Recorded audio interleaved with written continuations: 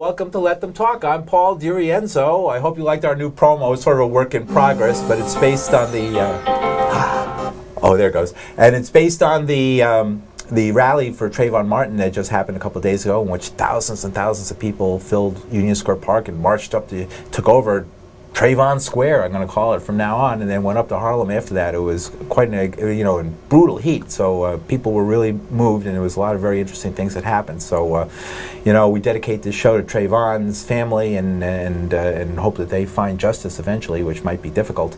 Anyway, welcome to Let Them Talk. I'm Paul DiRienzo.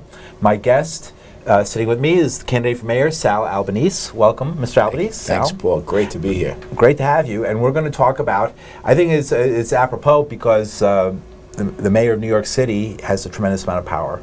And as we've seen, can really determine the direction that policing goes, that can handle issues like gun violence. I mean, it's hard to exactly compare what happened in Sanford, Florida with things that happened in New York, but we know that we've had the stop and frisk, and one of the reasons that we met it was that you were the only, well, there was actually one other, I have to say, Randy Credico did give a speech as well. You and Randy both gave speeches at the marijuana rally.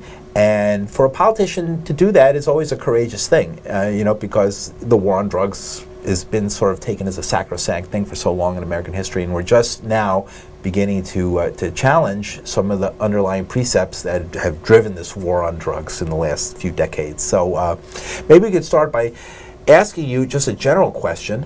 Why are you running for mayor of New York City? It seems like a big headache to me. Well, I want to make a difference. I grew up in the city. I came here as an immigrant at the age of 8. Grew up in Park Slope, Brooklyn, when it was a working class neighborhood. My mother was a garment worker. She raised us on a garment worker's salary. The schools, the public schools, the libraries, the sports programs, all services that the city offered elevated my family from the working class to the middle class. And I'm running because I want to offer the same opportunities to future generations of New Yorkers. And I think the political system is letting them slip away, as we've seen a number of great services the city offered over the years decline in terms of the CUNY system. And I want to be able to fix our schools. I want to provide economic opportunity for New Yorkers. And the mayor, as you pointed out, has the ability, because the position is a very influential and powerful position to make a real difference in the city. Absolutely. Well, you mentioned education, and I think it's also interesting to bring out the fact that you spent 11 years, according to your Wikipedia page, as a New York City public school teacher, which it seems would prepare anybody to be mayor of this city or any other. Thank you. Tell me a little bit about your experience as a teacher. Well, I spent 11 years, as you pointed out, in the public schools, and I loved it. I worked in high school, junior high school, and I always work with difficult kids. And one of the things I did learn as a teacher is that all young people have the ability to learn. It's not an IQ issue. The real problem is poverty. Poverty causes stress. Stress causes developmental issues. Many of our kids, especially from poor communities, are coming into our schools at 3 or 4 years old, way behind, and many of them never catch up. The average middle-class kid knows about 1,400 words at 3 years of age. The average kid from a low-income community knows about 300 words, and that's a huge gap.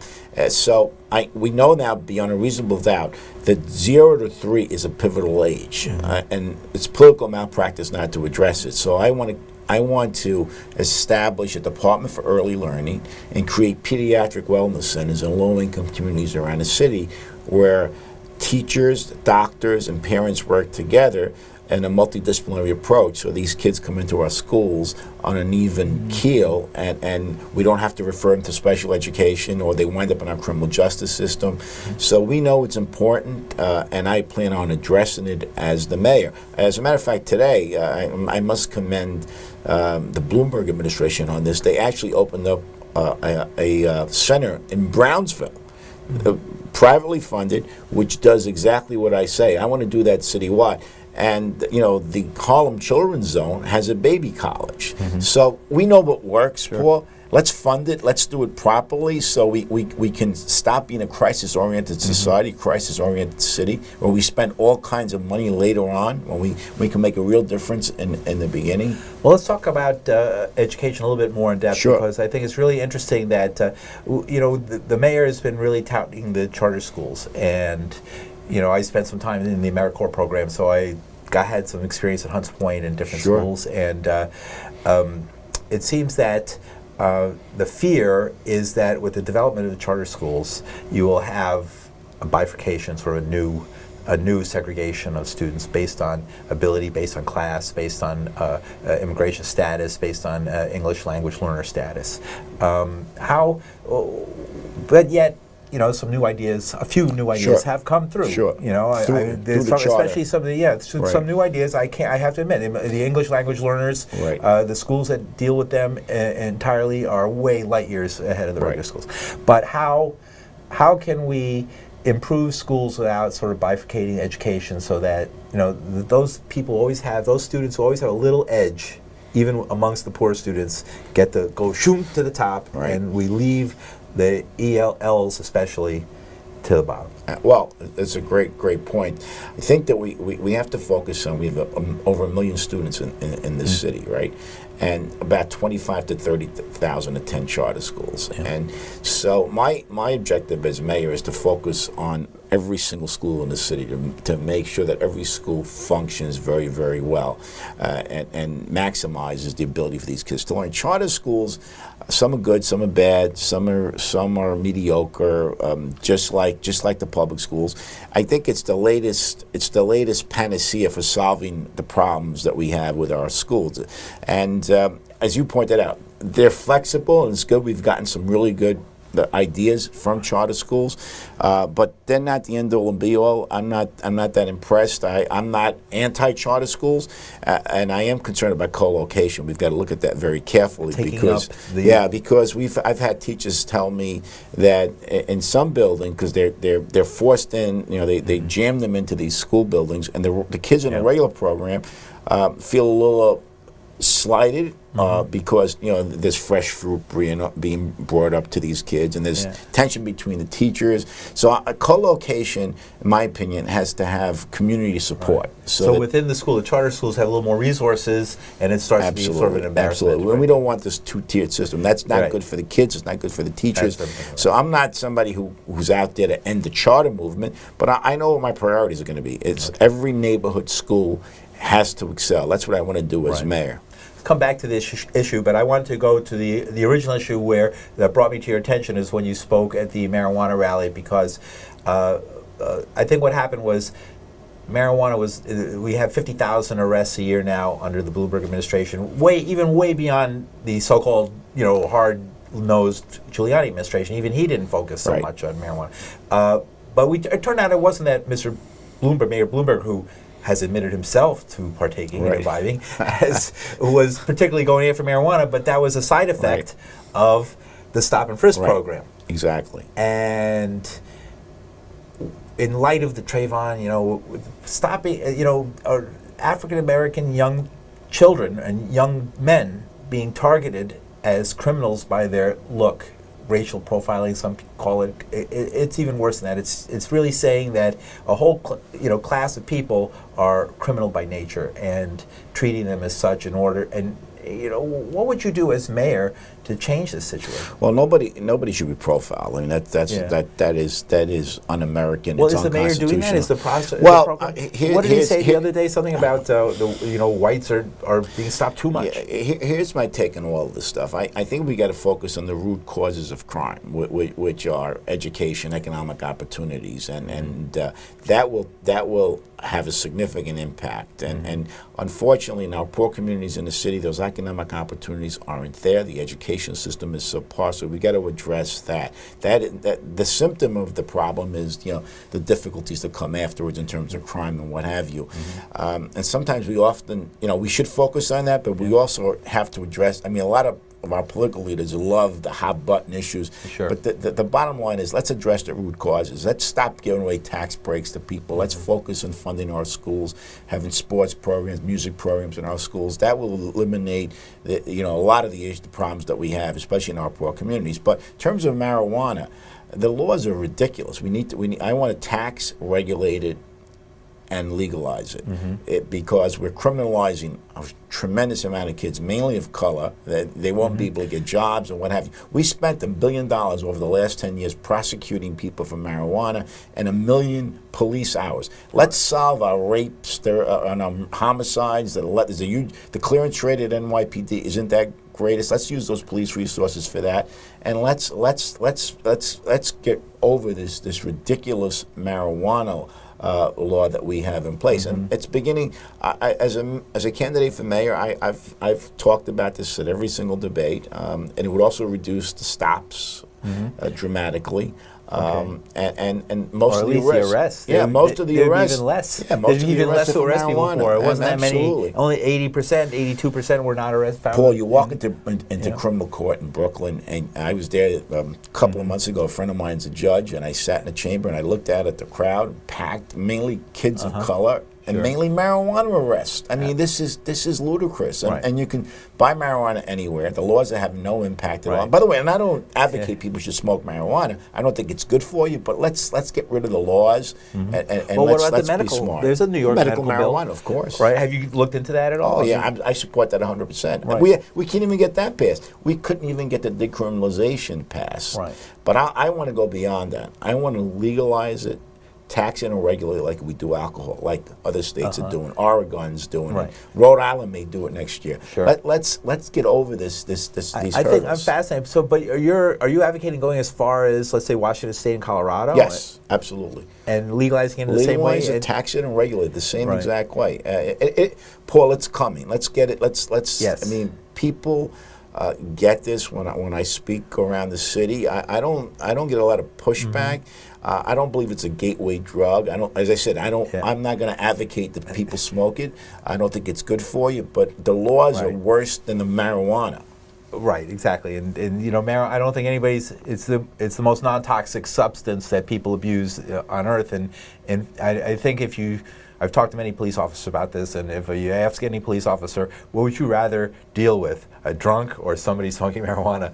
They'll always say the marijuana guy any day of the week, right? It's, whatever they tried to say in the Trayvon case, because they found some smidgen of marijuana in a bag of his or something, that in no way make you violent, or the days of reefer madness are over. We know that's not true. Well, I spent 5 years in a junior high school as on special assignment in drug prevention. I was a drug prevention specialist where I worked with kids who were beginning to experiment with drugs. And I also taught a course at St. Joseph's College on the problems and the use and abuse of drugs. So I knew there was a story there, Sal. Yeah, I understand the arena very well, and I've come to the conclusion that we're criminalizing kids. We're wasting a lot of resources, and we should really get smart. And that's I want to have the bully pulpit as mayor to promote that view. How about the other drugs? Cocaine, heroin, and all those? No, I'm not for legalizing those. You're not for legalizing drugs, but how about I think the drug war is a farce. I mean, if that's what because you deal with one, it sort of brings up the issues of the other ones as well. But I don't want to go that far, because some of those drugs are much more dangerous. Well, you're not a libertarian. You're not a full-out some libertarian. Of those drugs are much, much more dangerous. Yes. But we've got to acknowledge, as many thought leaders around the world, that the drug war itself is really not working. Demand is there, and we've got to educate people not to use dangerous drugs. But I'm not sure. First of all, I have a master's in health. It's a health issue rather than a law enforcement issue. Let's work with the medical community to address drug abuse. What to do? Okay, New York, but the mayor of New York has a lot of power within New York City. I mean, you might not be able to change state laws or federal laws, but you can, for example, suggest to the police commissioner, I imagine, I'm not 100% sure, but that maybe we should move this down the level absolutely. of enforcement priorities. Absolutely, no and doubt just make it a about minor it. thing. No So doubt it about had it. an effect, and like a lot of college towns and small Right. towns do all around Exactly. the country. Exactly. We have a lot of other priorities, you Yeah. know, and to focus on in terms of law enforcement. Right. And let's. I want to talk a little bit about you, though. But it's, you could never be president of the United States. No, I'm an immigrant. I came here at the age of 8 from Calabria, Italy, and one of the reasons why I think I would be a good mayor is that New York City is, a point of entry for many immigrants. 40% of the city are immigrants, so I understand the immigrant experience. I was on Roosevelt Avenue today in Queens talking to small business merchants, small business folks, just about some of their issues. 99% of them are immigrants, Ecuadorians, people from Morocco. Sure. So I understand the immigrant experience, and I want to be able to work with them so they can be part. They're the new. It's the new Americans, I call them. Sure. And we want to work with them and make them part of the mainstay of New York City. Right. And I teach English second language. Right. I deal with a lot of people from the immigrant community in New York, and I think one of the tendency is for folks to stay in their own neighborhood, to stay in Astoria or to stay in Flushing or to stay and then speak just their language. Right. Never, and you can make a living and work, work in stores and shops within, but never really feeling part and connected to the rest of the United States. That's why English as a second language is important. By the way, and I on the campaign trail, I mentioned that I want to offer these courses for free in many of our schools, especially in immigrant communities. Which they used to do all the time. Yeah, it makes no sense because they become part of the city's fabric. They vote, they get more involved, they become civically, when they speak the language and understand the culture more. My mom, when we came from Italy, my mom worked in a factory where everybody spoke Italian, was a close-knit community, but never get out of that. You never branch out, and that's not a good thing. You can't take advantage of all the opportunities in a huge country like the United States and sort of diffuse those opportunities out to the rest of the country, which needs it desperately. Right. So I can never be president, but I could be a great mayor. I would be a great mayor. You'd make a great mayor, and would you be the first mayor born? That's a good question. I think I don't think so. I think Pelletieri may have been born in Italy. I'm not sure. I'll have to check that out. Yeah, That's interesting. I'm not sure. I think. Well, what about your chances now that we have this big name? Anthony Weiner's jumped back into the race. What do you think of that? Well, I don't think he should be mayor. I think judgment and character are lacking there. Not only for the Texan scandal, but other issues as well. I served with Anthony Weiner on the city council for a couple of years, so I don't think he would be a good mayor. And unfortunately, we live in a celebrity culture. So when a guy like Tony Weiner, who's world-renowned, jumps into the race, they suck all the oxygen out, and it's tough to get your message through. It becomes more about celebrity than substance. Like, we're having a great discussion here about issues. It's hard to do that. We talk about issues all the time, but it's hard to break through. We're making funny jokes about somebody's name. And like the New York Post, took the, beat a dead horse, and who cares ultimately, really? Yeah. No, I agree. I agree. And yet it is the focus of everybody's attention. He took pictures of his wiener. Sorry, I had to say it. All right, we've got a lot of issues to address as a city, and we're not really engaging in serious discussions yet. We are, but nobody's picking it up. I mean, I know I'm doing it every day, and we issue policy papers on mass transit, on education. I talked about my plans for education, on creating living wage jobs, expanding living wage legislation. As you know, I passed the city's first living wage law in 1996. Yeah, right. I read about that. That's interesting. And what isn't there a? I authored it. Not only passed it, I authored it. How did you alter it? Tell me. I authored it. I was the author of the bill. Right. Authored it. I authored the bill. I Sorry. didn't just sponsor it, and it was a great piece of legislation because it impacted 70,000 people and put $3 billion in their pockets. What we said is, any contractors who are doing business with the city in 4 areas would have to pay their employees $12 an hour and health benefits, and it worked very, very well. Isn't there a new version of this law that's been vetoed by the mayor? Yeah, there's a new version, but it's really a watered-down version. It only impacts like maybe 1,000 people. The mayor is. I think the mayor's against the minimum wage, which is incredible He's sort of to me. libertarian in that way. That's incredible to me. But the bill that Christine Quinn and the city council passed is really it doesn't really do much. What do you anything. think? Well, let's tick off your opponents, Christine Quinn. Briefly, what do you think? She's a career politician. I don't think she'd be. I'm not supporter of how she handled the city council during her tenure. I think that giving Bloomberg an extra term against what the people wanted was very, very negative in my opinion, and I think that's a major obstacle for her. How about on the Republican side? In case you get the nomination, you got Prime Minister Loda to, and I want to bring him up because transportation is an issue, and he raised those fares over and over again, tolls, fares, everything. It's amazing.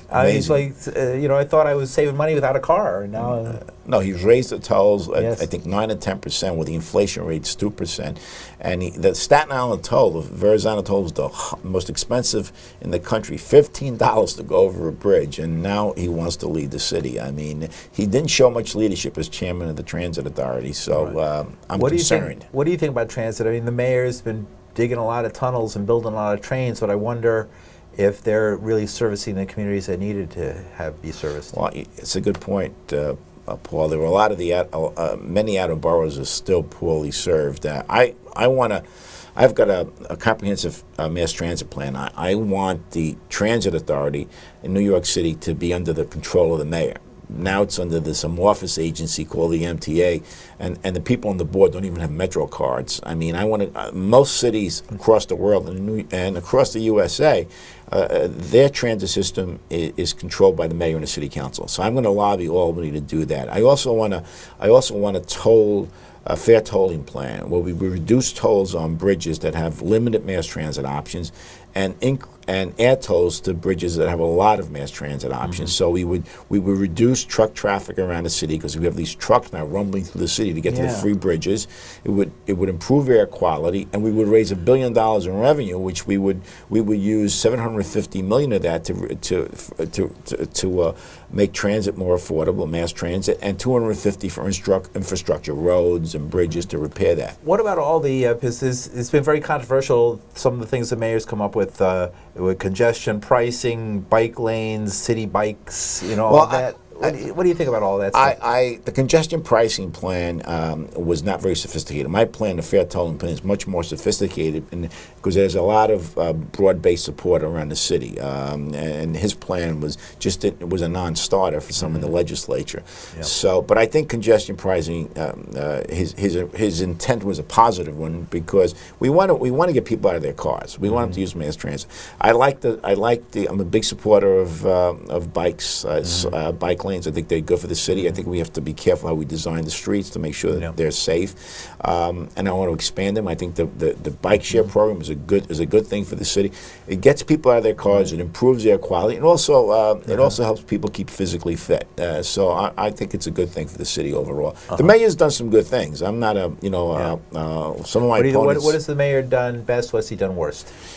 I think his school plan, the way he's handled education, has been bad. He's demonized the teachers. He has said he hasn't focused on early intervention, as I said. So I would give him mostly punishing teachers. Yeah, exactly. Demonizing the entire teaching corps. That's not a good thing. Those are the people that teach our kids. He demoralized them. The other thing is he's kind of out of touch, with working people and out of borough folks, because it's hard for him. He's a billionaire. Good things. I've walked by his house over there in the 70s. It's like the old days, like the 19th century old days. When you raise real estate taxes, or a couple $100 a year, or $1,000 a year to an average person, that's a lot of money. The mayor poo-poos it. He doesn't understand what that means. He doesn't even know that. Doesn't get it. $1,000 away from somebody. He doesn't get it. I mean, not that I'm against raising taxes when you need to, but he poo-poos it. Like, get to him, he doesn't get it. So he's treated the workforce pretty shabbily his third term. And the thing that he's done well is some of the health initiatives, like the bike share program, the bike lanes. How about the big gulp? The big gulp, I mean, there are other priorities out there. I mean, I wouldn't focus on political capital. If there's a lot of resistance to something, why become unpopular, push it through and ruin everything else? That's what I thought. Exactly. The other thing that he's done well is the technology, his initiative on technology and engineering with the Roosevelt Allen, the Cornell School. Is going to be great for the city. We have a lot of startups. It's going to be a boom for the city. And he's also made the waterfront more accessible. How about the 911 though debacle? Oh, you mean the city? 911 and city time, which are both problematic. I mean, the city wasted $750 million on city time. It's Can we ever have a unbelievable. city? We only have a few more minutes, but how can you promise, say, a city administration that no matter who's running it, even if it's a billionaire, seems to get bogged down in petty corruption and Well, I have to say tammany that type things? Yeah, the Bloomberg administration, the corruption level has been not as high as other administrations, simply because he didn't really succumb to the machines He and does the appoint paying off. commissioner. Well, he can do. He's got so much money. Yeah. But the city time thing was a joint, with the controller and the mayor and the city council. They didn't do their job. They didn't do the oversight. They should have done their oversight responsibility much more seriously. Under an Albanese administration, we're going to be very, very tough on outside consultants. If I can do stuff in-house, I'm going to do it in-house instead of hiring all these fancy consultants and wasting taxpayer money. Right. And that's the way I'm going to handle it. And I want DOI, the Department of Investigation, to really scrutinize, and the Controller's Office to scrutinize all of these contracts. Okay. All right, last couple of minutes. Right now, should there be a oversight? What kind of oversight should be over the New York City Police Department? Obviously, the City Council has their idea. Other ideas are being put forward. A lot of people seem to feel that the old review board isn't working. I believe that the City Council has the ability to do oversight over the police department. They've got subpoena power. They've got the oversight responsibility. They just aren't doing their job. I mean, they don't do that with any agency, and I've been critical of the council when I was there. They just don't do oversight. They're crisis-oriented. So if they do their job, and including using their subpoena power, they can get to the bottom of any issues, whether it be police department, whether it be the Department of Transportation. They're just punting their responsibility over to an inspector general who's going to be reporting to the mayor anyway. So it's political theater. I think that the police department, can be there can be oversight like every other agency if the City Council does their job. We already have the mechanisms in place. What do you think of the Commissioner, Ray Kelly? You might be losing him. Well, yeah, to You the gonna try and homeless. keep him? You gonna try and keep him, or are you happy to see him go? One of the things I've said all along is I'm not going to name any commissioners or mention any commissioners until I get the job. I think it's irresponsible. You have to do due diligence. Kelly's been a good commissioner on many fronts, and the stop and frisk has been one of the negatives in his administration. I think he even realized that he's beginning to change his patterns there. He's having the cops train better on stop and frisk, so the numbers are already starting to go down. But he's been here 12 years. I don't even know if he wants to stay on. Right. All right. Last 30 seconds. Speak to the Trayvon, to the Zimmerman being acquitted. Last 20 seconds. Well, I think Sal Albanese. it's a tragedy that a young man who goes out to buy a snack winds up dead. I think we need a discussion in this country about guns, about race. That's really what we need. That's really what we need. I mean, as a lawyer, you got to respect the verdict, the jury. I think. Thank you very much, Sal Albanese, for joining us.